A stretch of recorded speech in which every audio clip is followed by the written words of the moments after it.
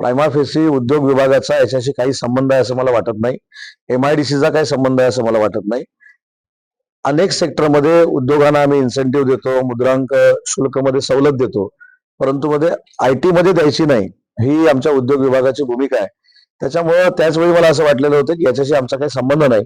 तरी देखील आज मी पूर्ण माहिती घेतली, त्याच्यातले जे काही कागदपत्र होते ते तुमच्या समोर ठेवले आणि त्याच्यामध्ये मी असं सांगितलं होतं की मुद्रांक शुल्क रद्द करणं किंवा माफ करणं किंवा सूट देणं हे त्या प्राधिकाऱ्याची जबाबदारी आणि त्याच्यातनं कदाचित नियमबाह्य काही गोष्टी घडल्या असतील, त्या घडल्यात की नाहीत मला माहित नाही आणि त्याच्यामुळे कदाचित कोणाचं निलंबन झालं असेल.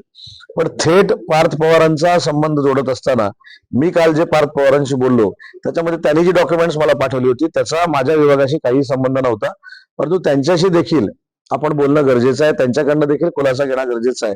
कारण जर नियमबाह्य काही झालं नसेल किंवा नियमाच्या पलीकडे जाऊन पार्थ पवारांचा काही संबंध नसेल तर पार्थ पवारांना देखील याच्यामध्ये बदनाम करणं योग्य आहे असं मला वाटत नाही.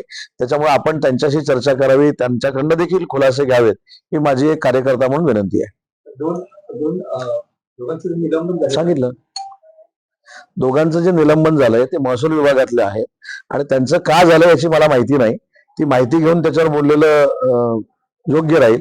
पण मी त्याच्यामध्ये असं म्हटलं की ज्यांच्या नावानं आपण हा प्रकरण दाखवतोय त्यांचा देखील खुलासा येणं गरजेचं आहे, त्यांची देखील भूमिका ही महाराष्ट्रासमोर येणं गरजेचं आहे.